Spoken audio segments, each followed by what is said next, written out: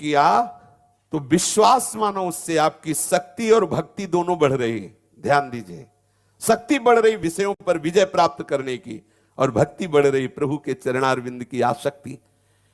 एक माला जब किया तो आपकी शक्ति और भक्ति बढ़ रही है। फिर ये शक्ति और भक्ति हमारी बढ़ क्यों नहीं रही? असाधन हो रहा है। जीवन भर करते रहो, असाधन करते रहोगे तो अनुभव में नहीं आएगा। कृपा सिंधु तो कृपालु हो, कुछ भी करें उनके ऊपर किसी का शासन नहीं, लेकिन आपको जो अनुभूति होनी परमानंद की, दिव्य साधना की, उसमें आपको सावधान होना पड़ेगा। अगर आप सावधान नहीं होंगे तो जन्म जन्मांतर लगेंगे, पर तभी आपको अनुभव होगा जब आप सावधान हो जाएंगे।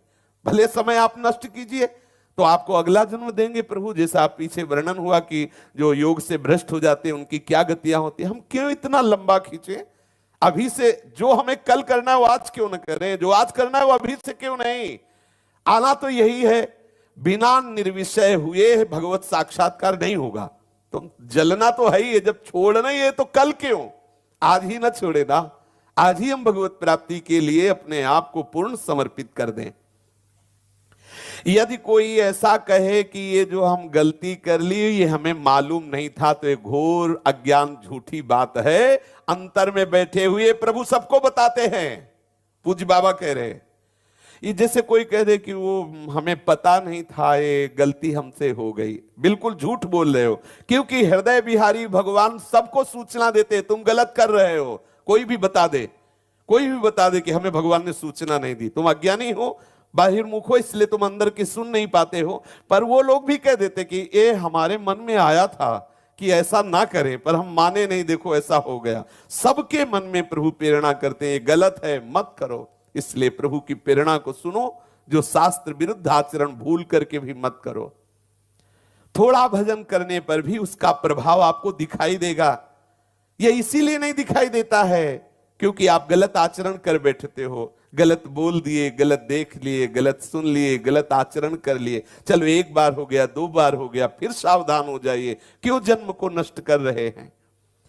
यहां ऐसा उपदेश किया जाता है, यार भगवान का शरणागत चाहे जितना गंदा आचरण करे भगवान उद्धार कर देंगे, क्योंकि उससे हमको जोड़ना है। यह केवल जोड़ने की बात है। लोहा चाहे जितना जंगहा हो, पारसमणि उसे सोना कर देगी कब? जब स्पर्श हो जाएगा। स्पर्श होते ही लोहे का स्वरूप खत्म हो जाएगा। ऐसे ही जो देहाभिमानी जीव गुरु शरणागत, आचार्य के शरणागत, इष्ट के शरणागत, तो फिर भूल न दे कुमारक पाऊं, आएगी स्थिति आएगी। आप तभी तक परास्त हो रहे हैं जब तक आप आज्ञा का पालन नहीं कर रहे। हम हो या आप हो, शास्त्र आज्ञा गुरु आज्ञा की अवहेलना करेंगे तभी तक माया रौंदेगी। और नहीं आज्ञा पे चलना शुरू कर दे, फिर बताएं कि आपके पास विघ्न कहां है। विघ्न नाम की वस्तु ही नहीं है, केवल प्रभु ही प्रभु, आनंद ही आनंद। बड़े से बड़ा विघ्न आएगा आपकी भक्ति का, उत्थान करेगा, पतन हो ही नहीं सकता। पतन तभी होता है जब आज्ञा का उल्लंघन होता है, मनमानी आचरण होते हैं। ये जीवन प्रभु को दे दीजिए, मान जाइए बातें। ये गंदे आचरण जनित जो प्रेरणाएं होती, सह जाइए। सह जाओगे तो बहुत बड़ी वस्तु मिलेगी। जैसे कोई अत्यंत भूखा हो तो 2-4 ग्रास खाने पर उसकी भूख शांत नहीं होती। जब वो और अधिक भोजन पाएगा तो उसको समझ में आ जाएगा कि मेरी भूख तो पहले कवल से ही शांत होनी शुरू हो गई थी। ऐसे ही बहुत जन्मों से हम कुछ न कुछ शुभ अशुभ आचरण पाप पुण्य के करते चले आ रहे हैं। भगवदानंद की भूख बहुत जन्मों से हमारी है। अब हम थोड़ा भजन करते हैं, हमें समझ में नहीं आता, हम और भजन बढ़ाएं और भजन बढ़ाएं, रात दिन भजन करने लगे, तब समझ में आएगा कि भजन से शांति तो प्रथम दिन से ही शुरू हो गई थी। रात दिन भजन करने का मतलब है रात दिन युद्ध करके माया को परास्त करना। हंसना छोड़ दो, केवल प्रभु के लिए रोना प्रारंभ कर दो। पूज्य पादुड़िया बाबा जी कह रहे हैं, प्रभु मुझे विकारों से बचाओ, प्रभु मुझे निरंतरता भजन की दो, प्रभु अपने प्रेमी जनों का संग दो, प्रभु मुझे संभाल लो, मैं आपका होना चाहता हूं, आप मुझे वैसे आचरण दे दो, वैसी बुद्धि दे दो। यदि हमारा रोना प्रभु के लिए होने लगे तो हमारा काम बन जाए। देखो विवश क्या करता है, बच्चा क्या करता है, रो देता है क्योंकि उससे कुछ होने वाला नहीं। तो हम कम से कम रोना तो सीख जाए। हम एकांत में बैठकर अपने प्रभु से प्रार्थना करें कि प्रभु मुझे संभाल लो, जब आपने स्वीकार किया है, शरणागति दी, तो नाथ मुझे अपने लायक बना लो। भजन करने वाले का जब तक भजन में राग नहीं होगा तब तक उसके हृदय में सच्चाई नहीं आएगी।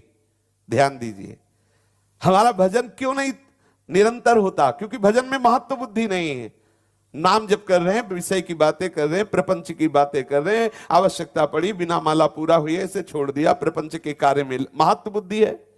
देखो इन महापुरुषों की महत्व बुद्धि, बात करने के लिए जब आता है तो हिचकते हैं कि कैसे नाम छोड़ करके बोले। वो मनाते हैं कि हमसे कोई बात न करे, हमसे कोई मिले ना, जिससे हमारे प्रभु का चिंतन न छूटे। पूज्य पंडित गया प्रसाद जी महाराज जैसे परिक्रमा लगाते होते, कोई संत महात्मा ही मिलने तो बहुत विवश हो जाते, फिर खड़े हो जाते।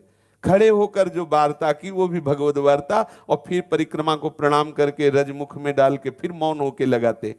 नाम नाम, इतना नाम में प्रेम हो जाए कि बोलना पड़े तो ऐसा लगे कि क्यों बोल रहा हूं, क्यों मैं बात कर रहा हूं।